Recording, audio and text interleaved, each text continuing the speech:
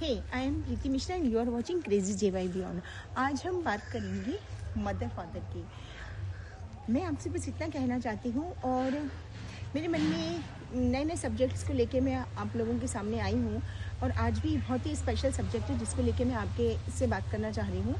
मेरा ऐसा मानना है कि जो माता पिता होते हैं वो हमारी बहुत ही अमूल्य धरोहर होते हैं। हम यदि माता पिता की बात माने और भले ही हम या तो हमको कभी ऐसा लगता भी है कि माता पिता शायद वो बातें नहीं कह रहे हैं जो हम चाहते हैं या हमसे हो सकती हैं, तो कोई बात नहीं, आप अपनी बातें अपने मम्मी पापा को समझाइए और कभी भी कोशिश ये कीजिए कि कभी भी आप अपने मम्मी पापा का मन ना दुखाएं। वैसे तो स्पेशली हमें कभी किसी का मन नहीं दुखाना चाहिए, लेकिन स्पेशली आज हम मदर फादर को लेके बात कर रहे हैं, इसलिए मेरा पूरा फोकस इन्हीं पर रहेगा आज के दिन।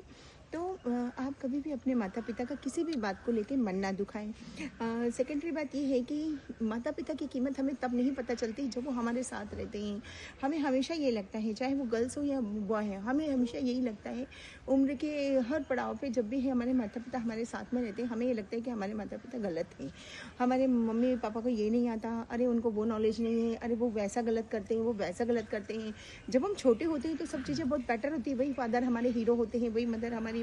एक आइकॉन होती हैं। बट जैसे जैसे हम बड़े हो जाते हैं, थोड़े हमारे में माइंड डेवलप होने लगता है, तब हम ऐसा सोचने लगते हैं कि नहीं यार, मेरी मम्मी तो ऐसी है, मेरी मम्मी को तो ये नहीं आता, मेरे पापा को ये नहीं समझ है, मैं ज़्यादा समझदार हूँ। इस तरीके से भाव हमारे मन में धीरे धीरे आने लगते हैं और हम उनकी निंदा करना या हम उनको नीचे दिखाना या हम उनकी बात मानना या नहीं मानना या उनको इग्नोर करना स्टार्ट कर देते हैं, जिससे कि कई बार ऐसा होता है कि उनका दिल हर्ट भी होता है, बट वो अंदर ही अंदर अपने में उस चीज़ को पी लेते हैं कि चलो ठीक है, मेरे बच्चे ने बोला, कोई दिक्कत नहीं है। लेकिन कई लोग इसी के चलते हद भी पार कर देते हैं और आजकल तो बहुत ज़्यादा ऐसा चलन हो रहा है कि मदर फादर को लोगों को अवेरना बहुत मुश्किल हो रहा है जब वो उनको ले जाके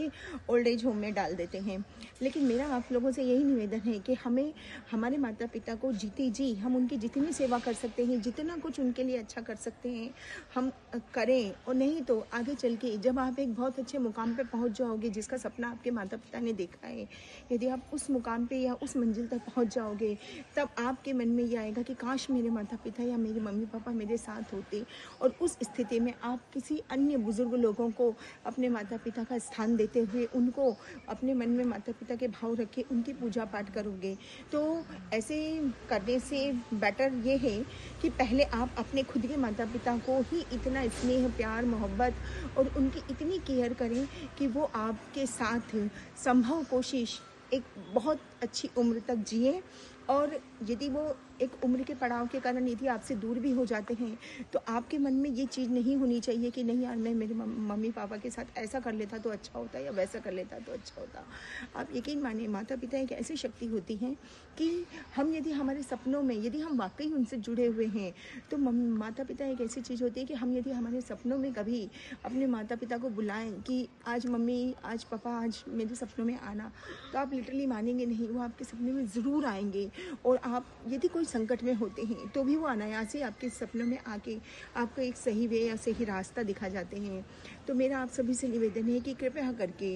आप अपने माता पिता की उनके रहते रहते सेवा कर लीजिए, भक्ति कर लीजिए। आपको यदि उनकी बातों से समर्थित नहीं है तो उनको बैठ के समझा लीजिए, एटलीस्ट उनकी बैठ के शांति से बात सुनिए, उन्हें समय दीजिए